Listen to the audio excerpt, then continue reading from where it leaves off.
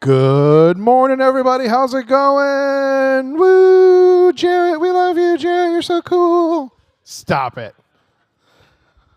Okay. Welcome to Praise and Worship. I'm going to sing a cappella worship songs. Is that cool? That won't be weird, will it? Bye. Okay, so right now would be when the band would come out to sing some songs. But instead, today, we were doing something fun and cool and creative. And Hannah promises me it will only be a little weird. Okay, Hannah, can you do a lot weird? All right, perfect. We're going to talk about goals, intention setting, just thinking about the new year. But first, now that I have your attention, you can ignore me again because we're going to chill for a minute and eat just a few more snacks and just get to know each other for a couple minutes. Before we do that, a couple quick short announcements. First of all, very cool that there are some new or newish people here today because I think half of our regulars are like out of town. So thank you for being here. Parking. We have some cool parking situations around. Obviously, the street is totally cool. If you ever show up and like the street is full, because sometimes that happens, we can park in the lot directly across the street or at Three Daughters, which is just around the corner and then a short walk over here. They have a little paved lot out front we can use and then a side lot. So anytime you come down, park there. I think we're good there until like 1 or something. Yeah. And then the last Sunday of the month, if you want to hang out with us, speaking of Three Daughters, we're going to go there for a little bit of brunch action. And then you can keep your car there forever if you're eating there. So bonus. One of our core values is we like to hang out. The end of the year is funny because we always have our brunches land on like the last Sunday of the month. And with Thanksgiving and Christmas, it didn't happen. So it'll be our first brunch in like 3 months. So we'd love to hang out with you that day. It'll be awesome at Three Daughters because the weather should be pretty great and not sweaty and terrible. And I think that's all the announcements. So continue to hang out, meet a friend if you haven't, grab some more donuts. Hannah's going to be up here in just a couple minutes. Thanks, guys. You, Jarrett, you rule. Woo! Somebody to someone, oh, I never had nobody and no road home. I want to be somebody to someone. And if the sun starts setting, the sky goes cold. And if the clouds get heavy and start to fall, I really need somebody to call my own. I want to be somebody to someone. Someone to you. Someone to you. Someone to you. Someone to you. I don't even need to change the world. I'll make the moon shine just for your view. I'll make the starlight circle the room. And if you feel like night is falling, I wanna be the one you're calling. 'Cause I believe that you can lead the way. I just wanna be somebody to someone, oh, I wanna be somebody to someone, oh, I never had nobody and no road home. I wanna be somebody to someone. And if the sun starts setting, the sky goes cold. And if the clouds get heavy and start to fall, I really need somebody to call my own. I wanna be somebody to someone. Someone to you. Someone to you. Someone to you. Someone to you. The kingdom come, the rise, the fall, the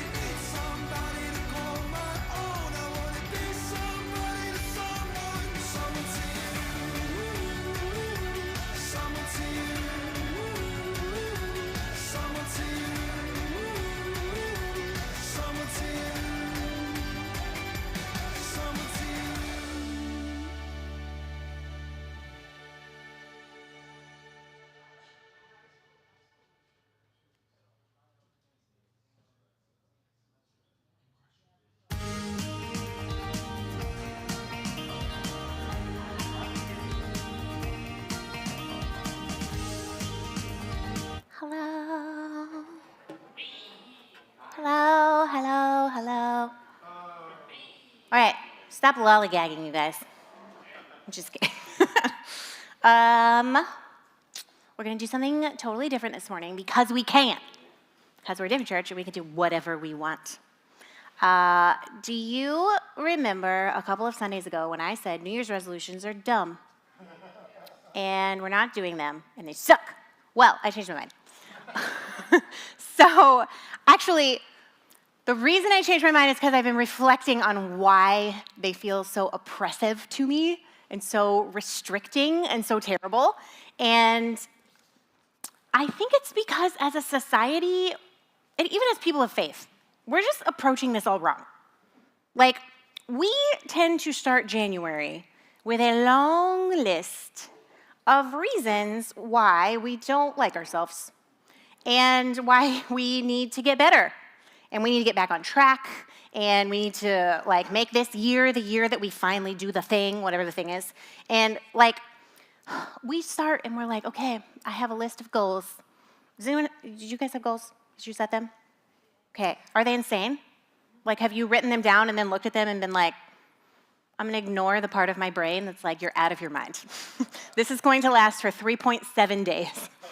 Have you guys been on YouTube? Have you seen the Apple Watch commercials with the bed that's like chasing the guy running down the road? And he's like, I'm gonna keep doing, and then the Apple Watch is like, don't quit, you got this. Do you? Okay. I just think we're starting from the wrong platform. A couple of weeks ago, we briefly touched on the creation story and how God created, everything, the heavens and the earth and the birds and the palm trees and all the stuff in 5 days. And then on the 6th day, God creates humans. And he's like, cool. And on the 7th day, God is like, everything is very good. Time to take a break. God rests. Which means that on the first full day of existence for humans, God was like, what you need is a vacation. You have done nothing to deserve this. I've done literally all the work, but you need to take a rest. That's how you need to start your life, is take a rest. And we heard that, and we were like, hold my beer. I will sleep when I am dead, okay? I have stuff to do, God. I cannot take a day off. I haven't earned a day off. I don't deserve a day off. They're the to-do list, okay? I will relax when it is scheduled relaxed time on my calendar. And by relax, I mean I will make a wonderful hobby into a side hustle. And the whole time I'm actually relaxing in my scheduled relax time, I'll just be feeling guilty for all the stuff that I should be doing that I'm not doing, and it will be like this on and on forever until we die. The end. And I want to be really clear, okay? This morning is not about becoming better people. It is about listening to God, to each other, to ourselves, and naming what we are being invited into next.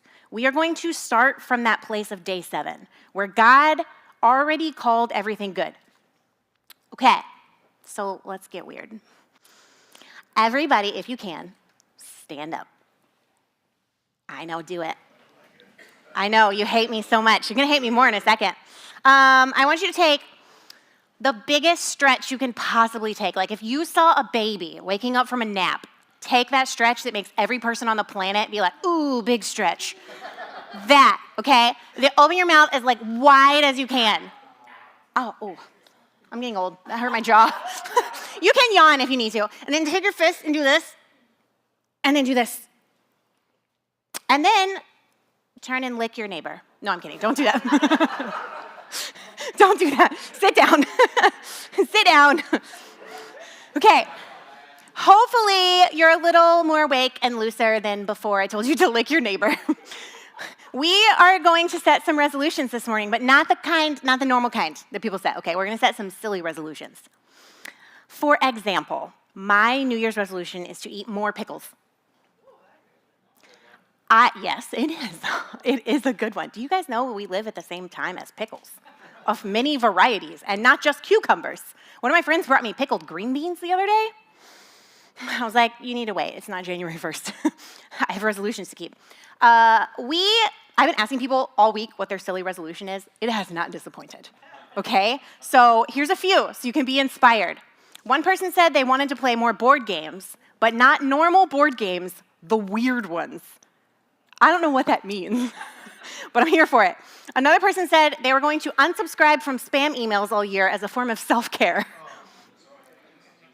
Someone who is now my hero said they are only buying stretchy pants for this whole year. They will not buy any pants that are not stretchy. Another person said they were going to keep the instructions of whatever thing they were cooking on the counter until the thing was actually finished cooking, which I feel attacked by because I made, like the Jiffy box of corn muffin mix? It's like 50 cents. Inflation should be 30 cents. It has like 2 instructions. Did I look at that and be like, I got this? I've made this 1 million times in my life, and then promptly throw it in the trash, and then 5 minutes later be like, I have to dig through the trash.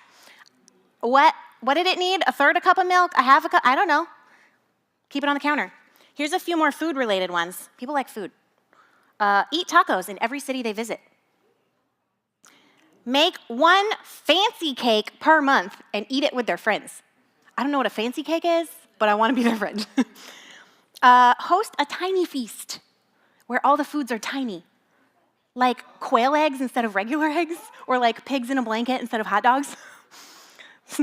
And I like this one too. Do a donut tour. Find every place that sells donuts in St. Pete. Go to every donut place. Determine which is the best donut, and then become a regular at that donut place. It's like, this is a lot of planning. So I think, first and foremost, that we should all resolve to be more silly in 2026. So I'm going to give you 60 seconds to think of a silly resolution for this year, starting now.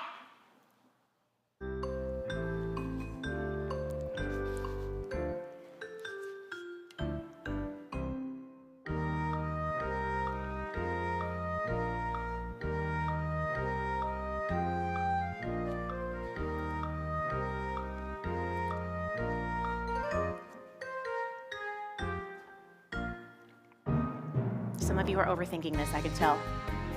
You are looking very serious.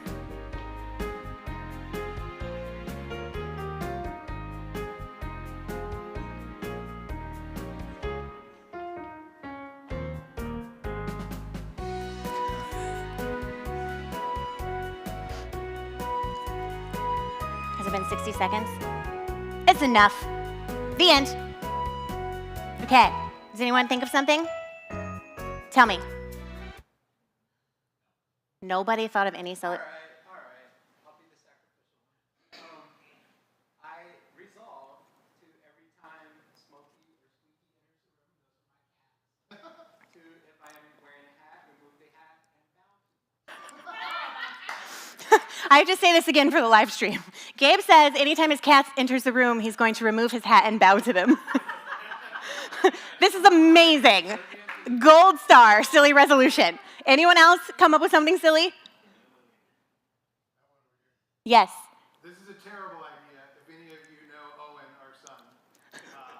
He's very silly. He's the silliest boy. I resolve to be silly with him more often. Jarrett says he's going to be silly with his son. Silly voices. This is now recorded on the internet.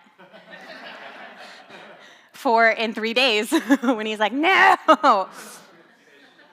Okay, anyone else? Give me one more. Nobody?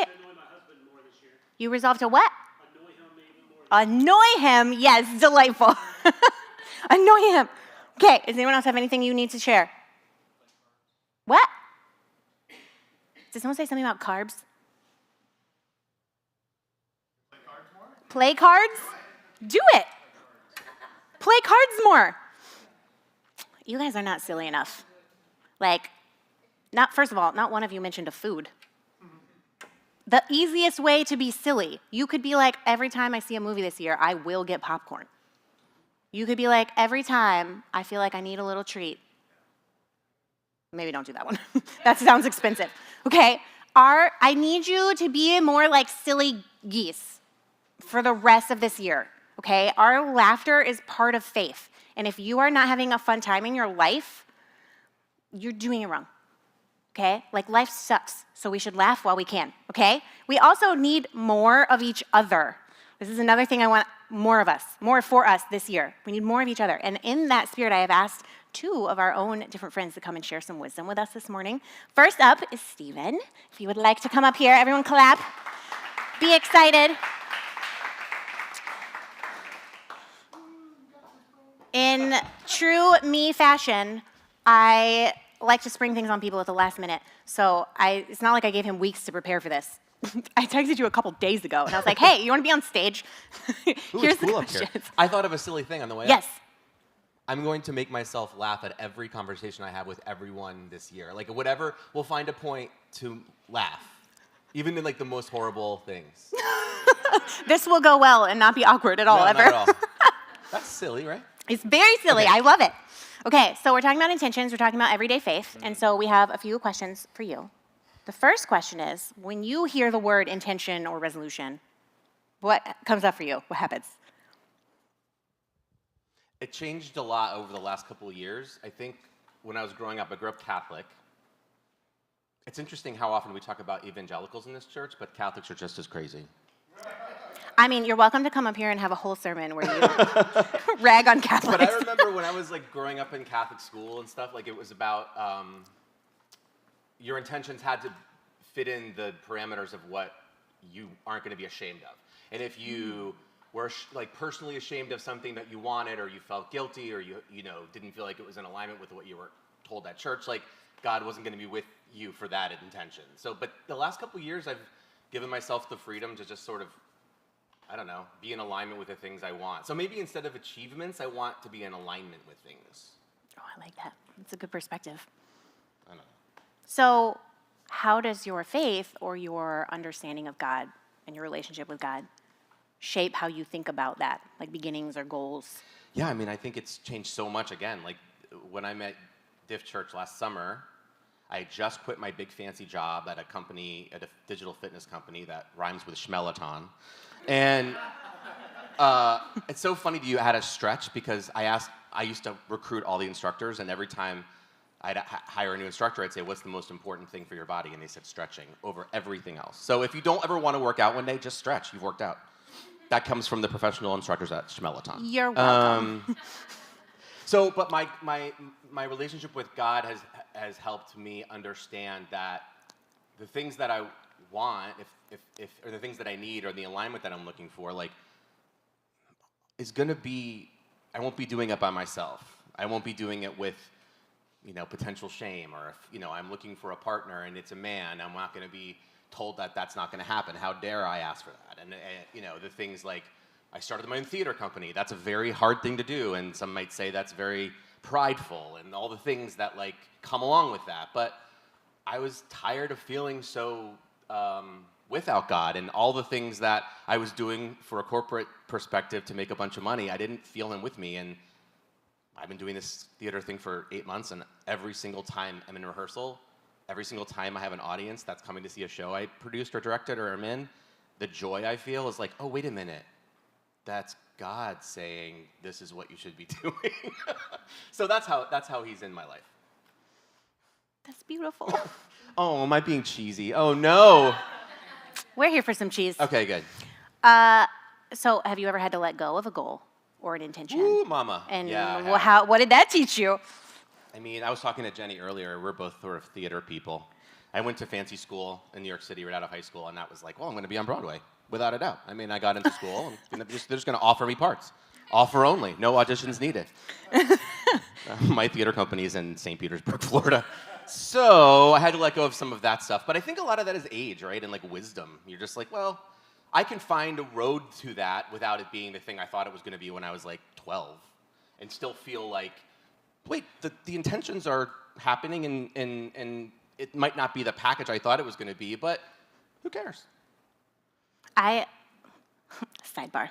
I, for a very long time, was convinced, like utterly convinced that God needed me. No, God didn't need me. I needed to. God told me that I was going to get a PhD. That sounds like, don't do it. It's terrible. So much work. And I did it. I didn't end up doing it. I'm not going to say I'm never going to do it, but like I was so convinced that like that was the path that I had to take. And I was doing all of these things to get to that path. And somehow that path made this happen, but it wasn't the end result that I thought I was aiming for. But I don't think if I was on that path that this would have ever happened. So sometimes I feel like God is like, hey, maybe I'm just going to give you what you need to focus on right now. And then when you get a little older or a little wiser or you've been through some more stuff, you're going to be like, oh, maybe I can let go of that without shame because this is even more beautiful than I thought it was going to be. It reminds me of acting school. I went when I was 18 years old, and I didn't know anything about anything. And my school I went to was all like, learn from your life and take your from your when you were growing up, and how did you feel? I'm like, I was a middle-class white kid in Florida. I didn't have any pain. I mean, the gay thing was hard, but I got over it. I got there, but eventually. But it was like I had to fake my way through theater school because I didn't have any pain. If I were to go now, maybe I would be on Broadway. You would have a deep well of anger and angst to draw from. Yeah, exactly. That's great.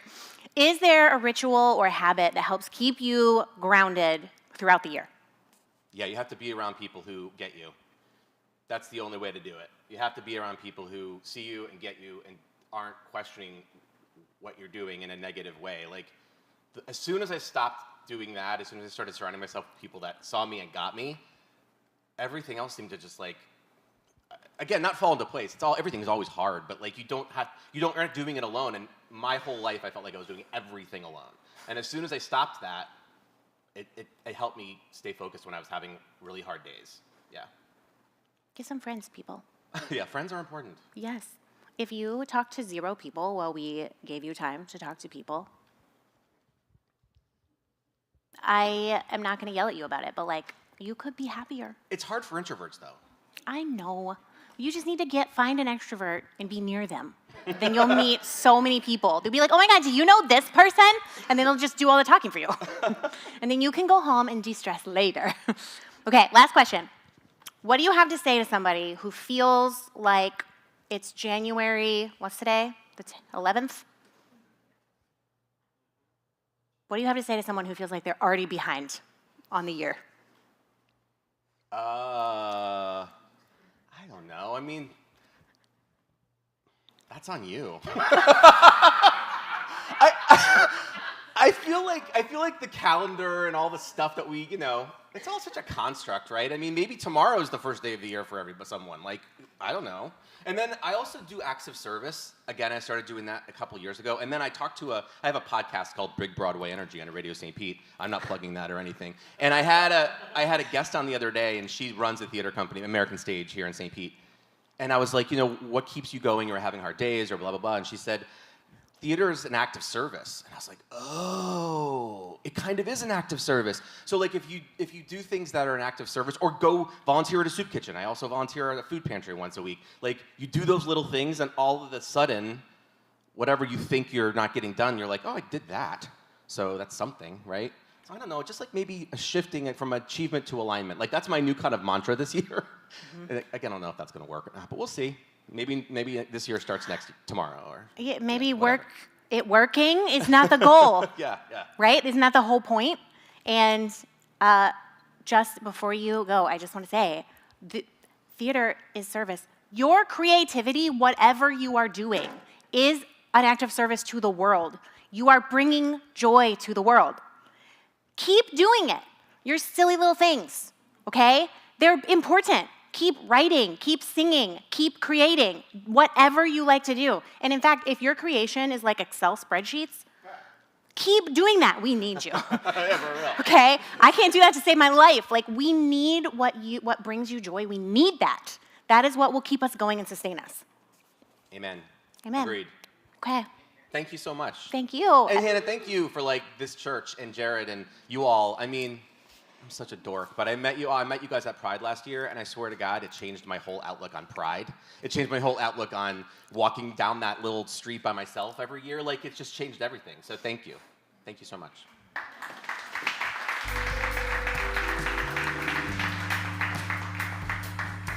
Don't be a criminal. We're not supposed supposed to give me emotions. Sorry I had about about 12 minutes of sleep last night, so they're right here. And I was like, ooh, I'm not gonna have any emotions today. And then one part of my brain was like, you should wear the waterproof mascara though. Okay, now, that was beautiful. I'm gonna write that on a sticky note. Alignment, not achievement. Like that just feels right in my soul. The reason I hate New Year's resolutions, generally, in America, is it's just an extension of like hustle culture. It's full of fixing ourselves or shrinking ourselves or optimizing ourselves like we're some kind of robot that can be fine-tuned.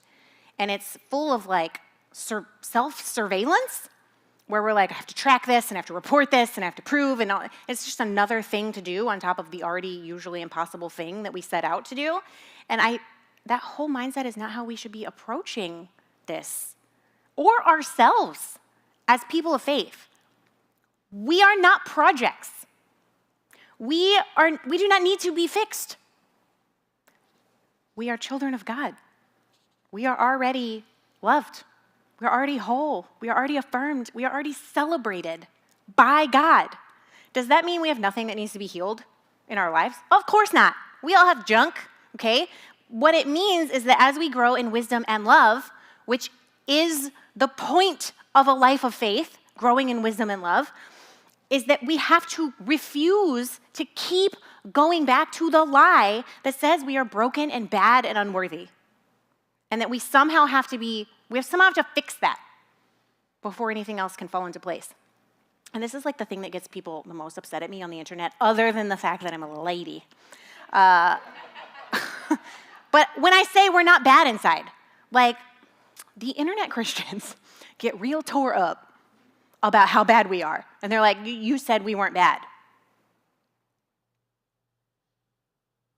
And they take the biggest breath that they could possibly take, and then they write dissertations on how bad we are. It's like, this is the hill you want to die on, how much you suck? Like, come on.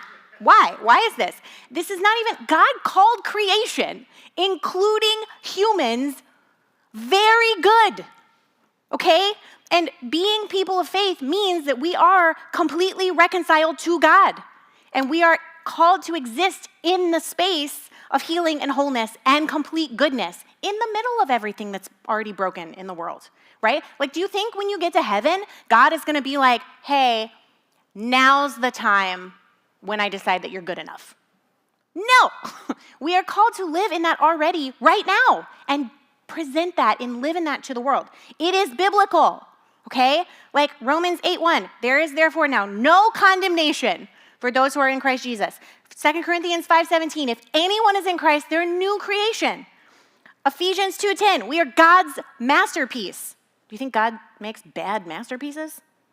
Like, well, I made this thing. Gross. No. Maybe God was like, mosquitoes, mistake. Romans 7:6, we've been released. We can serve God not in the old way of obeying the letter of the law, but in the new way of living by the Spirit. There's a famous New Testament story where Jesus gets baptized by John the Baptist in the river, in the wilderness, the whole thing, and he comes up out of the water, and the light shines, and the doves, and all that, and there's this voice from heaven being like, this is my son, in whom I am well pleased. This is God talking, right? And God looks at Jesus, and he's like, you're wonderful. This is before Jesus does anything. Jesus hasn't done anything yet. He has not performed any miracles. He has not healed anybody. He's not taught anybody. God looks at Jesus and says, I am so pleased. And we're like, that's Jesus, though. He is God's son. He obviously is God's favorite. Of course, God's going to be pleased with Jesus. He can do no wrong. Not us. Yes, us. Okay, have you been reading your Bibles? Romans 8:15 says, you have received God's Spirit when God adopted you as his own children, and now you may call him dad. Which means that God is looking at all of us and saying, you are my child, and I am so pleased. God's grace meets us where we are, not where we should be. And then when God meets us, God is not like, here's a PowerPoint presentation or slide deck, as the kids say, about how much you suck. Here is 27 million things that you need to work on. No, God says, you are beautifully and wonderfully made. I should know because I made you. Every part of you is seen and known. You are loved. You are worthy of love from others and from yourself. God's love is not earned. It's the baseline. It's the foundation for everything. Now, you will have seen some paper around you on some chair when you came in. Feel free to grab it and a pen or use your phone if you're cool. We are going to set some intentions for this year. Now, remember, intentions are not contracts with God, okay? And they're also not contracts with yourself. We are not setting these so that we can somehow deserve love. We are not setting these so that we can somehow prove that we are worthy or make ourselves better. We are setting these because we are loved. Our spiritual life is not a ladder we climb. It is ground that we remember that we're already standing on. No one is going to collect these. No one is going to read them. They're for you, okay? You can write one word. You can write a sentence. You can write nothing. I'm not going to check. This is not a test. But I have some questions, and we're going to just reflect for like 3 or 4 minutes. What would it look like if you were kind to yourself this year? Like, what would it actually look like? What would it mean? What intention do you have that's less like pressure and more like permission to do things that bring you joy? What is God inviting you towards that maybe you've been resisting or putting off? So we're going to have the questions up on the screen. We'll play some lo-fi. Is that what you said? We're going to play some cool vibe music, you guys. And I just invite you to just reflect on that for like 3 or 4 minutes, and then I'll come back, and we will not make you shout them out. Okay?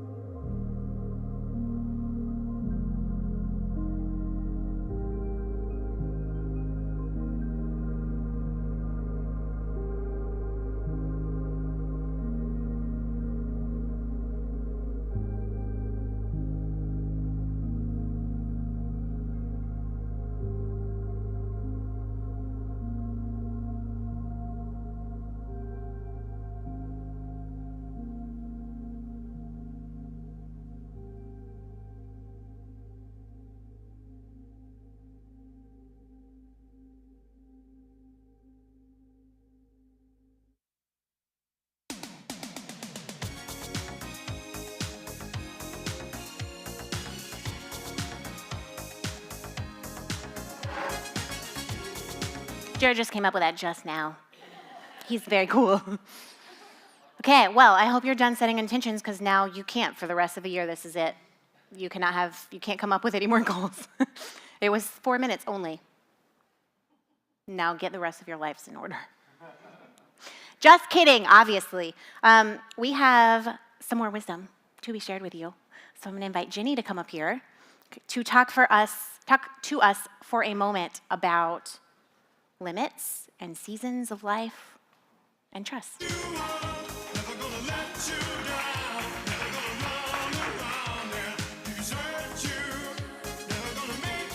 think Jared's laughing that I waved to you. But Oh, I have a question that's not in the list of questions. I feel like, you could tell me if I'm wrong. Are you a regular resolution person? yeah. Yeah. Yeah. I came up here with a notebook. Steven's like off the cuff. I've been writing for days. You resolved immediately to get an A on this assignment. Okay, so I don't know how to do this unprepared. I can let you borrow my 2 children. Then you'll be unprepared for everything at all times.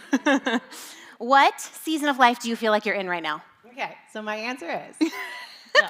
But honestly, as I was thinking about what season of life I'm in, although it's a multitude, right? I feel like at any point this answer could be one of 1,000 responses. But right now, so my wife and I have 4 children under 14 and aging parents and all the things, multiple full-time jobs.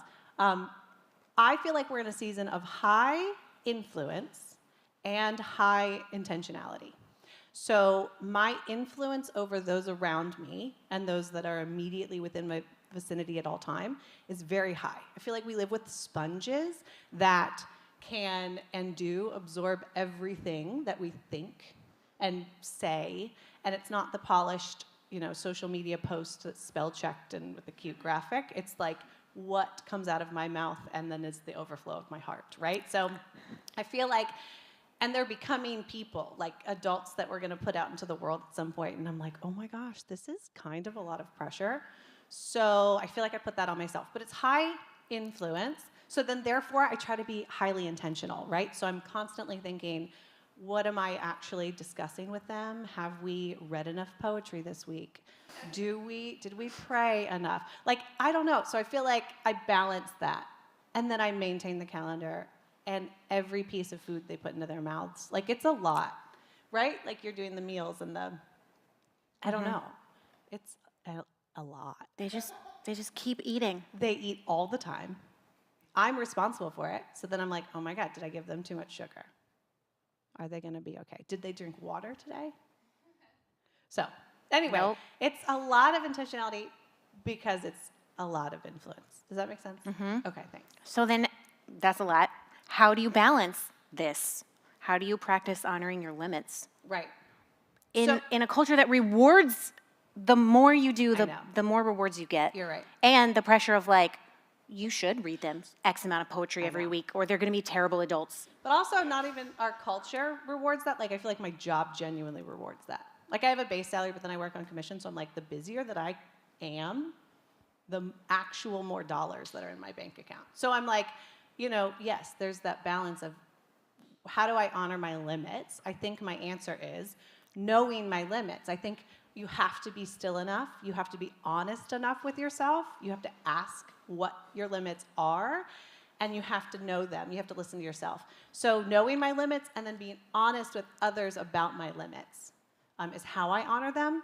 So I know my limits, and then I have contingency plans. So like, I know my goal is to have a home-cooked healthy meal around the table for all 25 people that live in my house every night. But I invest my resources into subscriptions like HelloFresh that I don't have to think, I don't have to shop, and then it's there. So like, I have to put kind of my money where my mouth is. So I invest in my resources to help me meet my goals. So I have goals, but then you have to have grace when things aren't going as planned. I know that I need to sleep, at this certain time. I turn into a pumpkin, yeah, it's bad. So we have an 8:30 bedtime, then like my house shuts down. I'm like, So yes, I know my limits, and then I just make rules and routines, and I invest in resources that help me when I reach my limit. And then you're nice to yourself. Yes, you have grace. Yeah, I have these When goals. Doesn't work. But then if it didn't work, then I'm like, listen, tomorrow, new day. Yeah. Noah eats a lot of sugar, like a lot, because he can't eat anything else. So I'm like, you need to have joy in your life. And we were at TJ Maxx the other day buying like one thing I needed, and the line was like, there's like one cashier. So there was never any cashier number 4, please. No, it didn't happen. And we were in the line for 20 minutes, and he was about to lose his mind. And I had so many snacks in the backpack for him that were healthy. Like he could grow his bones and his brain and his life and just. That's what you're responsible for. Uh-huh. And instead, I read the ingredients of every item in the checkout line until I found like the one item that didn't have any of the things that he can't eat in it. And I just opened it and I let him eat it. And do you know what that did? It made his belly full. It kept him from having a meltdown in the TJ Maxx checkout line, which all the old ladies would have descended upon him. When Nova cries, it's like rage, okay? When he cries, it is like despair. Like the saddest thing you have ever heard in your life. And people are just, is he okay? He's fine. I told him no. And the whole time I was like, you could just eat this banana. Hey, you do what you gotta do. It's fine. It's fine. It's you gotta fine. give yourself grace. You gotta know your limits. Yeah. It's fine. And you know what he ate after he ate the treat? The banana. It's fine. So this is kind of like leads me into the next question. When things don't go as planned, Allow me to turn my page. when things don't go as planned in your goals, in your contingency plans, in everything, how do you return to yourself? How do you return to God after? Yeah, I think it's a balance of maybe beginning to realize we didn't know the plan to begin with. Ugh. I feel attacked. I know, me too. And so it's kind of humbling ourselves and being like, well, it's kind of how I envisioned it, but I don't know that that's necessarily how God envisioned it. But it's prayer. So we've been honest with ourselves to figure out what our limits are. We're honest with others when we communicate and honor our limits. And I think we're honest with God when those things, fall apart. And I've learned through my walk with God that he's not afraid of my emotions, which I have lots of. He's not, intimidated by my storming in the room, angry, and just saying everything. And so I think it's just being able to let yourself be honest with God and kind of reset.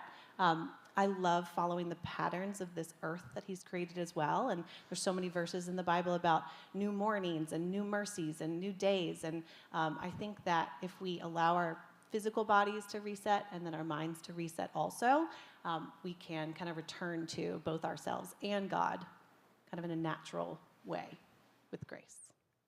How does being in a community of any kind, but like especially a faith community, how does that help you hold these goals and these intentions more loosely, more gently? I think, to your point, being in any community allows you to just be close to others and to empathize and to realize what everyone's walking through. And I think you said it too. We bring our gifts, we bring our talents, we bring those cool things that are our passions to the community. And then it allows you to kind of let go of your stuff and be part of a bigger picture. Yeah. Okay, so what encouragement would you have for everyone as we begin a new year? I think it's honesty. I think it's just take time to get real and listen to yourself, to listen to God speaking to you, because I do believe that God wants to speak into the lives of each and every person here. And so it's those quiet moments. It's more than the 4 minutes we were just given. It's do that on the reg and be honest with yourself, be honest with God. Leaning on your faith community, realizing that the great promise is we don't do this alone, that we don't have to walk alone, that we're always surrounded by the presence of the Holy Spirit. Not being afraid of a restart. I think, to your Stephen's point, tomorrow could be the first Chinese New Year's, like February 17th. That's a real thing. It's the fire horse this year, guys. That's a big deal. I'm just saying. It's so cool. So I'm saying at any point, I think LJ and I's, our whole marriage is based on like, we're not afraid of a restart. If we need to restart today, we're going to restart today. My kids, I'm like, do you want to restart that sentence?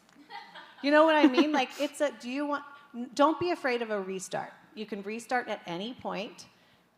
There's no rules against that, and do it as often as possible. Beautiful natural rhythm. Don't pretend to know what God's plans are. Like when they fall apart, don't be sad. That could be part of the plan. That's kind of my little nuggets of wisdom. Thank you. You're welcome. Thank Thanks you so so much for much. asking me. Thanks for listening.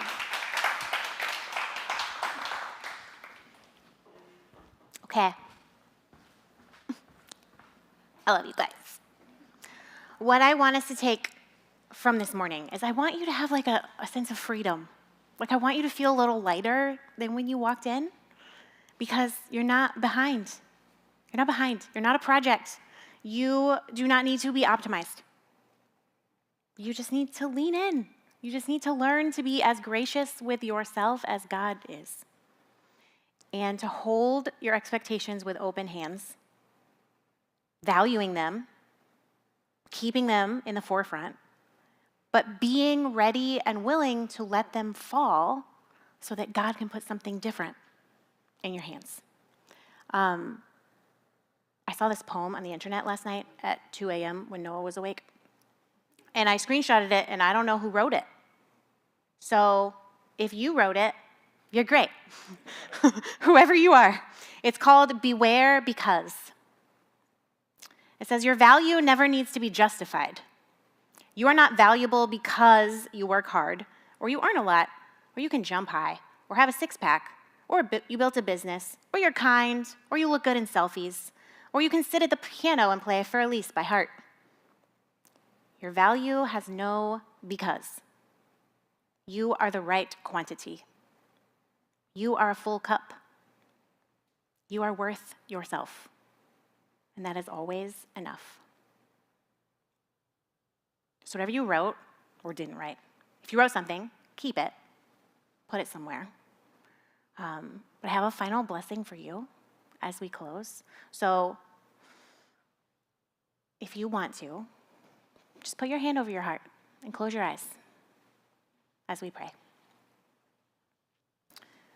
Loved ones, may your intentions be gentle, not restricting, not oppressive, not a way to prove that you belong. May your intentions be born from the endless grace of God, who celebrates our becoming. May your rest be holy. May you resist the black hole of busyness and self-improvement, and instead move with the Spirit of God as she invites us to heal and radiate goodness. May you take joy seriously enough to make room for it, to let yourself laugh, to have silly celebrations, to remember that we exist in a world at the same time as pickles and airplanes and stretchy pants. And may you remember again and again as you begin, just as you have begun every day of your life so far, that you are loved and celebrated by God.